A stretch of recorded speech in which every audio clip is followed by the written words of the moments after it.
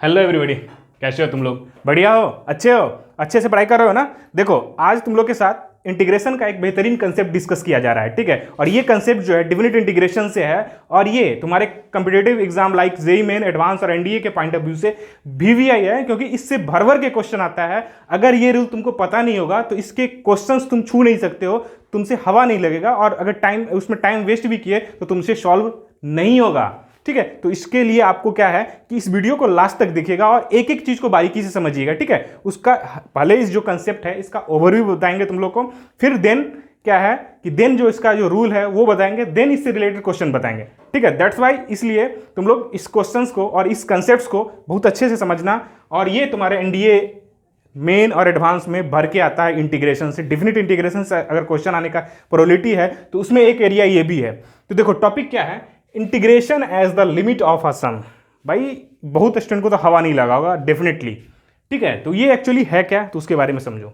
Suppose that कि आपके पास कुछ सीरीज इस टाइप का दिया हो, n1 plus 1/n1 plus 1/n2 plus 1/n3 plus इसी तरह डॉट डॉट करके 1/n प्लस n, ठीक है? इस टाइप से चल रहा है सीरीज, और इसमें लिमिट गिवन है आपका n टेंडिंग टू इन्फिनिटी।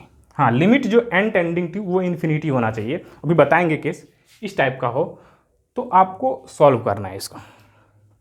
आपके लिए बहुत डिफिकल्ट हो जाएगा इसको सॉल्व करना, और हुआ भी तो बहुत टाइम टेकिंग लगेगा। तो इस टाइप के क्वेश्चन को हम लोग क्या करते हैं, इस टाइप के क्वेश्चन को क्या करते हैं, ये जो सीरीज है, ये जो पूरा क्वेश्चन है, इस क्वेश्चन को पूरा को डिफिनिट इंटीग्रेशन में चेंज करते हैं, ठीक है? इस पूरा क्वेश्चन को डिफिनिट इंटीग्रेशन में चेंज करते हैं, और देन वो इजीली सॉल्व हो जाता है। एक इजी एकदम डिफिनिट इंटीग्रेशन बनता है, उसका इजी फॉर्मेट का बनता है, जो कि आप आराम से बिना पेन चलाए भी कर सकते हो, ठीक है? तो ये इसका जो रूल है उसके बारे में डिस्कस करेंगे। पहले ओवरव्यू दे दिए कि एक्चुअली ये थ्योरम क्या है, एक्चुअली ये जो कंसेप्ट है वो क्या है, ठीक है? वो कंसेप्ट जो यही है, integration as the limit of sum, कुछ इस टाइप से ही है।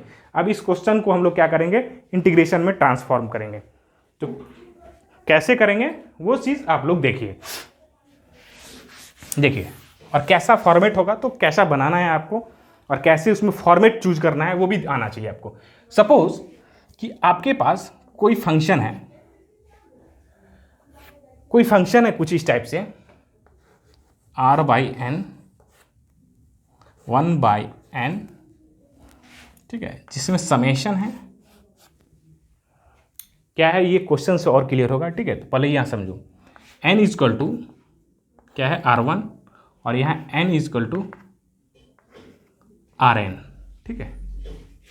और इसमें क्या लगा हुआ है, लिमिट n टेंडिंग टू। ये हमेशा याद रखना, ये जो कंसेप्ट है इस क्वेश्चन में ही लगा सकते हो जिसमें limit n tending to infinity हो, इस टाइप के फॉर्मेट में। तो इसको जो चेंज करेंगे हम लोग, कुछ इस टाइप से चेंज करेंगे। इसका लिमिट चेंज होगा a से b, और कोई एक फंक्शन बनेगा f(x) और ये ds। इस टाइप के डिफिनिट इंटीग्रेशन में इस फॉर्मेट को, इस सीरीज को हम लोग क्या करेंगे, चेंज करेंगे, जिसमें लिमिट लगा हुआ है n टेंडिंग टू इन्फिनिटी, उसको, ठीक है? तो इसमें अब बात करते हैं कि भाई ये सब जो चेंज करेंगे, ट्रांसफॉर्म करेंगे, तो इसमें किस चीज को कैसे ट्रांसफॉर्म करेंगे वो रूल आपको पता होना चाहिए। तो देखो, जो r/n होता है ना, वो r/ जो n होता है वो रिप्लेस होता है, replaced by x, replaced by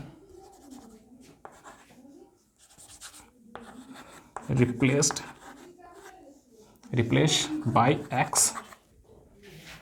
1/n जो होता है इसको रिप्लेस करते हैं, रिप्लेस बाय dx, ठीक है? ठीक है, और ये तरीका है, ये इसमें और ज़्यादा क्लियरिटी आएगा जब इससे रिलेटेड क्वेश्चन करेंगे, ठीक है? तो अब देखो, a जो होगा लोअर लिमिट क्या होगा, इसमें क्या होगा कि r1/n limit n tending to infinity. अगर यहां पे समझ में नहीं आए तो इसको ऊपर लिख देते हैं, ठीक है? ठीक है, इसमें जो a होता है, a क्या ट्रांसफॉर्म होता है, a होता है limit n tending to infinity, किसका, r1/n। और b क्या होता है, b यहाँ है, देखो ये होता है limit n tending to infinity, ये होता है rn/n, ये कुछ इस टाइप से रिप्लेस करते हैं। ये अभी आपको समझ में आएगा कि एक्चुअली में हम क्वेश्चन क्या करवा रहे हैं, ये है क्या एक्चुअली में, ठीक है। ये चीज़ अभी जब इससे रिलेटेड प्रॉब्लम्स करेंगे तो वो समझ में आएगा, उससे ज़्यादा क्लियरिटी आएगा। बट आपको ये चीज़ आपको लिखना है कि अगर कोई भी हमारा समेशन सम में कुछ अगर लिमिट कुछ इस टाइप से लगा हो जिसमें n टेंडिंग टू इन्फिनिटी हो और इस टाइप का फॉर्मेट बन रहा हो और इस टाइप का फॉर्मेट नहीं बन रहा हो, तो इस टाइप के फॉर्मेट में हम लोग इस जो सीरीज है उस सीरीज को ट्रांसफॉर्म कर सकें, तो उस केस में क्या होगा, जो r बाई एन होगा उसको हम लोग x से रिप्लेस करेंगे, 1/n होगा रिप्लेस बाय dx, उसको dx से रिप्लेस करेंगे, और जो लोअर लिमिट और हायर लिमिट है, अपर लिमिट है, उस दोनों को कुछ इस टाइप से लिखेंगे। लोअर लिमिट क्या होगा, लिमिट r1/n, मतलब जो यहाँ लोअर ये रेंज लिमिट है वो लोअर लिमिट के साथ इसमें क्या लगेगा, लिमिट लगेगा, और ये r1/n लगेगा। उसमें जैसे अपर है, ये अपर वैल्यू है तो अपर वैल्यू में फिर जो अपर लिमिट निकालने के लिए इंटीग्रेशन का क्या करेंगे, अपर वैल्यू में हम लोग क्या करेंगे, लिमिट लगाएंगे और कुछ इस टाइप से करेंगे। लोअर लिमिट निकालने के लिए लोअर वैल्यू में हम लोग क्या करेंगे, लिमिट लगाएंगे, n टेंडिंग टू इन्फिनिटी जो लिमिट है वही, और इस टाइप से ए और अपर लिमिट और लोअर लिमिट निकाल लेंगे। तो ये चीज़ दोनों ध्यान रखना बहुत जरूरी है, और ये चीज़ आपको क्वेश्चन से भी अभी क्लियर होगा। तो इसको आप लोग पॉज करके नोट कीजिएगा, हम इसको हटा रहे हैं, ठीक है। अब देखो तुम लोग देखो और बड़ी आराम से देखो कि अभी जो भी चीज़ पढ़े हो इसका क्लियरिटी अब आएगा। 2 क्वेश्चन करेंगे उससे क्लियरिटी आ जाएगा। देखो अभी एक तो क्वेश्चन वही था जो पहले बताए थे, limit n tending to infinity है 1/n+1, 1/n+2, 1/n+3 by 1/n+1।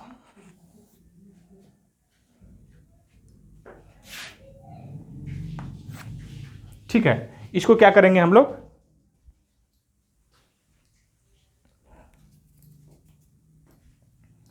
इसको n+n का है करो, इसको 5n कर लो, कोई दिक्कत नहीं है, कुछ भी रख लो कोई दिक्कत नहीं है, इसको 5n कर लो,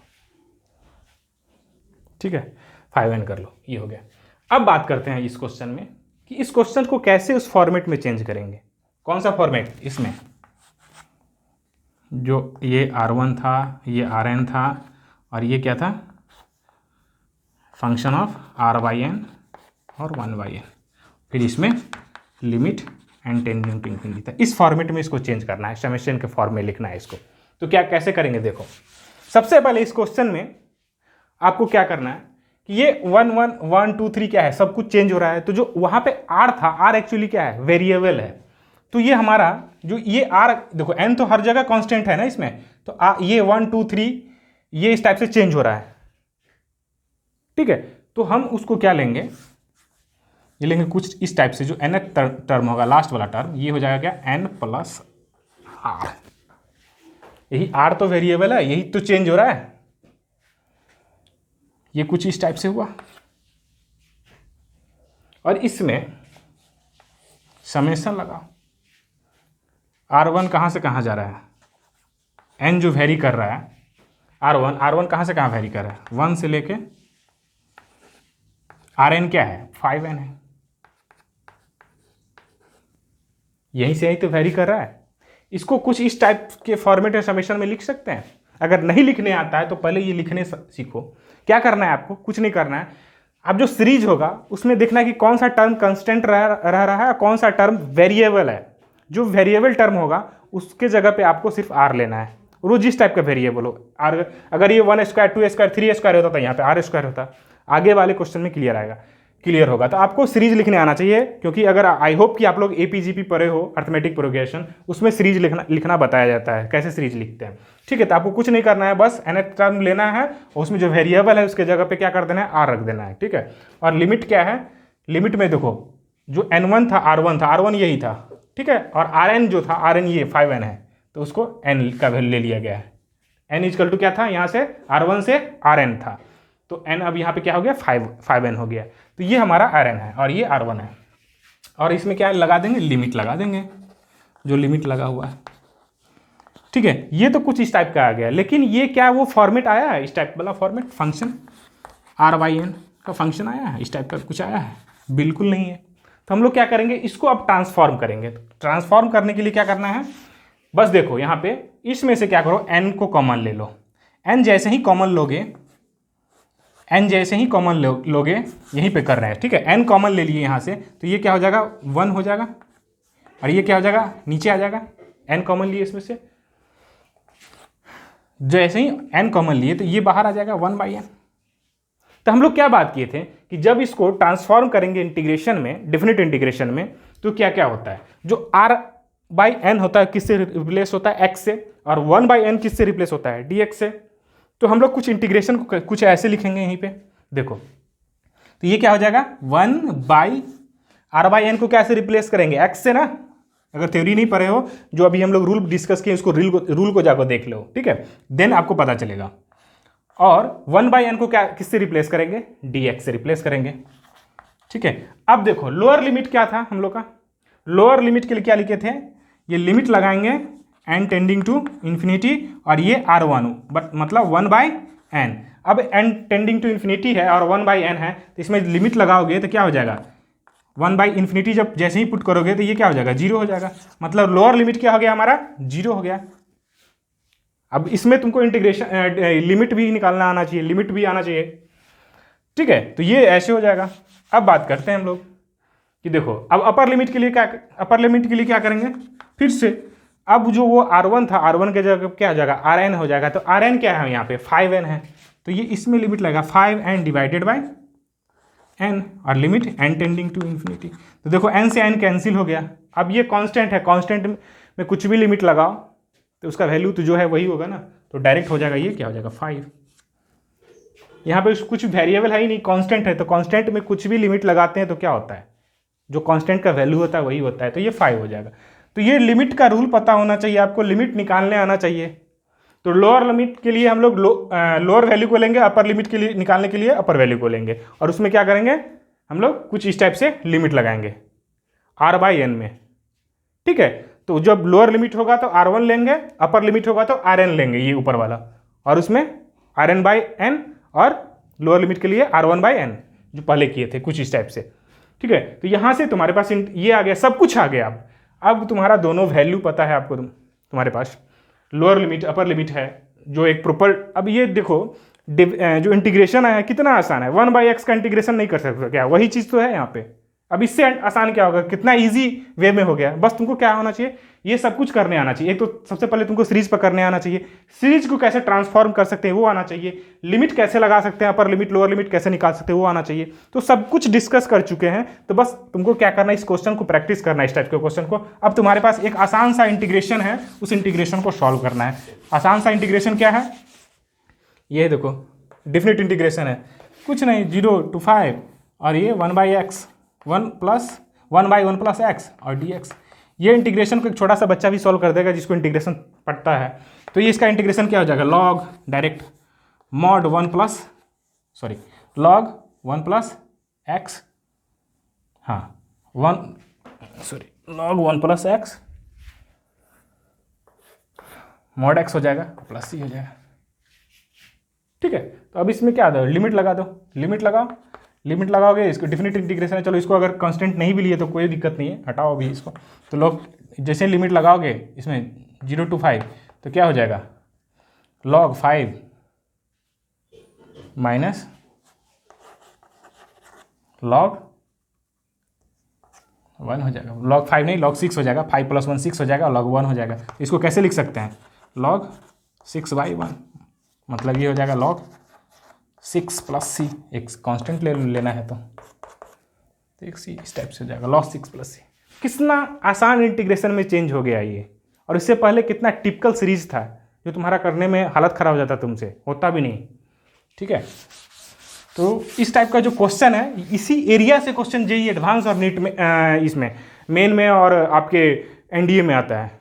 तो ये उसका फेवरेट टॉपिक है।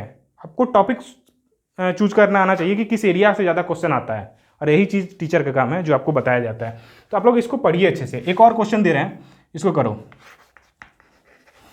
और क्लियरिटी आएगा। n + 1 n² + 1²। रुक जाओ, एक अच्छा सा क्वेश्चन है तुम लोग के साथ।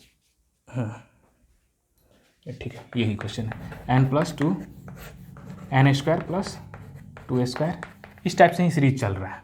और ये सीरीज कैसे चलेगा, n प्लस ये आ रहा है यहाँ से, ये क्वेश्चन में कुछ इस टाइप से गिवन है। अब तुमको देखना है कि भाई इसका जो लास्ट टर्म है वो लास्ट टर्म क्या बन रहा है। ये लास्ट टर्म कुछ ऐसे आ गया, लेकिन आपका सीरीज का जो फंक्शन वेरिएबल है कुछ इस टाइप से, सीरीज का जो टर्म है कुछ इस टाइप से चल रहा है। तो तुम इस लास्ट टर्म को कुछ इस फॉर्मेट में लिखो। तो कैसे लिख सकते हो, जो लास्ट टर्म अगर ये आया है कैसे आया है, देखो ये आया होगा क्या, n प्लस n, ये क्या था n square plus n square. तो सबको सॉल्व करोगे तो वही आ जाएगा n/n। ठीक है, तो इसको बस हम लोग क्या करेंगे, समेशन फॉर्म में पहले लिखो।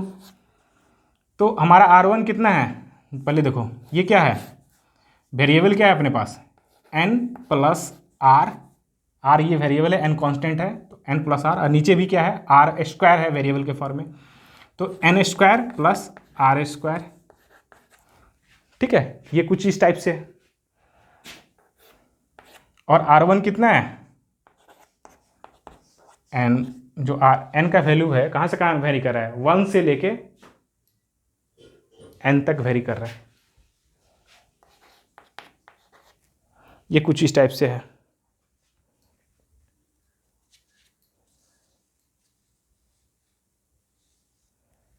कुछ इस टाइप से है। तो इस क्वेश्चन को अब कैसे करोगे, अब देखो कुछ नहीं करना, फिर इसको क्या करना है, वही r/n के फॉर्म में ट्रांसफॉर्म करना है। तो बस क्या करो, नीचे से कॉमन लो, ऊपर से n कॉमन लो, नीचे से क्या लो, n स्क्वायर कॉमन लो।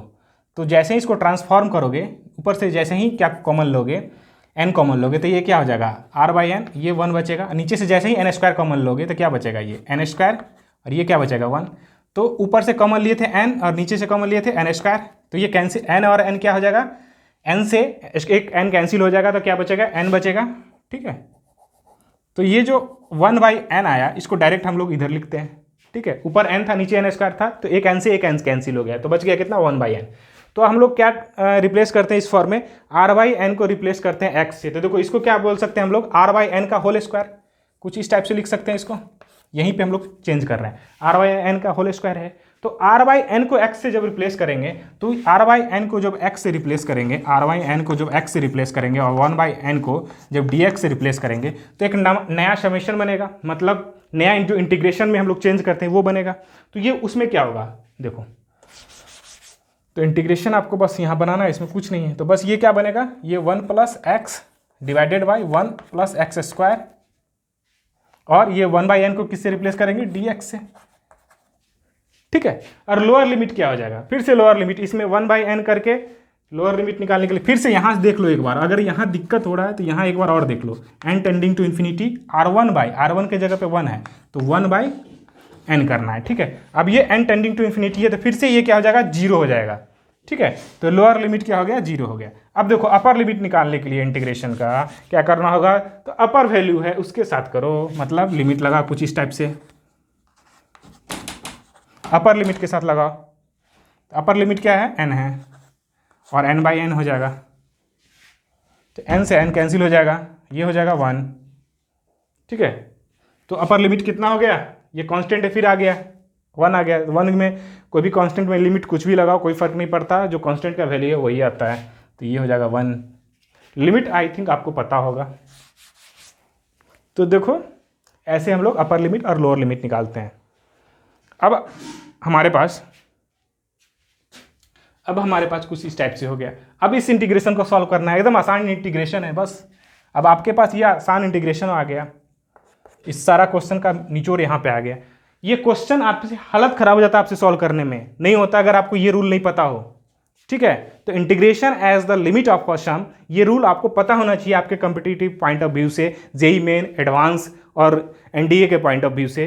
ठीक है, क्योंकि इससे भर के क्वेश्चन आता है, इससे क्वेश्चन आना डेफिनेट है, हर बार क्वेश्चन आता है इससे, लगभग इस एरिया से हर बार नहीं तो 1-2 साल बीच करके 1-2 क्वेश्चन हर जो ये है सेक्शन है उसमें डाला जाता है। तो इस क्वेश्चन को और इस जो कंसेप्ट है इसको अच्छे से पढ़िएगा। ठीक है, तो देखो अब आपके पास कुछ नहीं है, आपके पास ये इंटीग्रेशन है, इसको सॉल्व करना है। इंटीग्रेशन क्या था, क्या ये जो हमारा सीरीज ट्रांसफॉर्म हुआ है किस में हुआ है, ये 0 to 1 1 + x, तो डायरेक्ट इसको हम लिख रहे हैं 1/, 1 प्लस एक्स स्क्वायर, दोनों एलिमेंट को सेपरेट सेपरेट लिख सकते हैं, plus 0 to 1 x by 1 plus x square.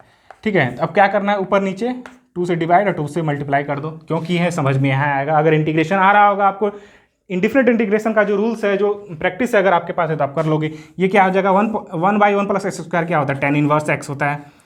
ये सारा रूल आपको पता नहीं चाहिए, लिमिट 0 to 1 लगाओ। ठीक उसी तरह देखो, एक्चुअली ये क्या है, ये जो यहाँ पे अगर इसको टी मानो तो उसका जो ऊपर डिफ्रेंशिएशन है गिवन है ऊपर, ठीक है, ऊपर जो गिवन है ये डिफ्रेंशिएशन है ऊपर। ठीक है, मतलब कुछ इस टाइप का फॉर्मेट है, F x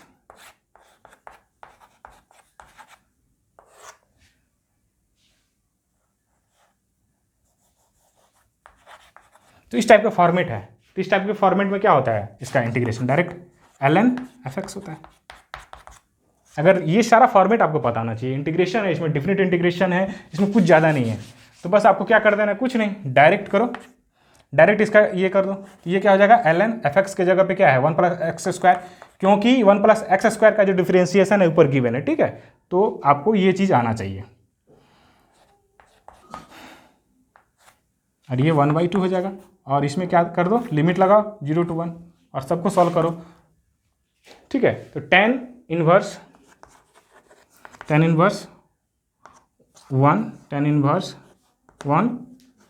minus tan inverse 0, 1/2 को बाहर करो इसमें। ठीक उसी टाइप से ln 1 plus 1 square minus ln 0 put करोगे x के जगह पे 0 हो जाएगा, तो ln 1 क्या होगा, और ln 1 भी 0 होता है, तो ये टर्म क्या हो जाएगा, ये हट जाएगा इसमें से। ठीक है, तो अब आपके पास क्या बचेगा, इसको सॉल्व करके लिख लो। tan इनवर्स 1 क्या होगा, π/4 होता है। ये सारा चीज़ आपको पता होना चाहिए। tan इनवर्स 0 क्या होता है, 0 होता है। ये 1/2 हो जाएगा, डायरेक्ट आपके पास टर्म बचेगा। अब ये क्या हो जाएगा, 1/2 ln 1 प्लस 1 2 हो जाएगा। आपके पास ये आ गया डिफरेंट इंटीग्रेशन। कांस्टेंट लेना है इसमें तो कांस्टेंट लो, नहीं तो कोई फ़र्क नहीं पड़ता। ठीक है, अगर क्वेश्चन में है तो लो, नहीं तो नहीं लो। देखो कितना आसानी से सॉल्व हो गया। अगर आपको ट्रांसफॉर्म करने आ रहा है, लिमिट एज सम को अगर इंटीग्रेशन में ट्रांसफॉर्म करने आ रहा है, अगर ये रूल पता है, तो इस टाइप का सीरीज आपसे चुटकी में हो जाएगा और एकदम आसान इंटीग्रेशन में चेंज होता है। इंटीग्रेशन भी बहुत टिपिकल नहीं बनता है, आसान इंटीग्रेशन में हो जाता है।